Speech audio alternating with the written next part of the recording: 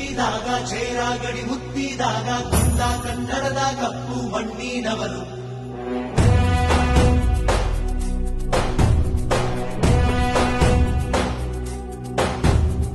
ವಜ್ರ ಬಲ್ಲಾಳರಾಯ ಸೋಗೆ ಬಲ್ಲಾಳರಾಯ ಕತ್ತಿಗಲೆ ಬಿತ್ತಿ ಹೋದ ವಂಶಾದವನು. ಈ ಸೀಮೆಗೆ ಶಿವ ನೀಡಿದ ವರವೋ, ಈ ಊರಿಗೆ ಇವಾಲದ ಮರವೋ, ಮೂರು ಸುತ್ತಿನ ಕ್ವಾಟೆ ಕಸ್ತಿಗೆ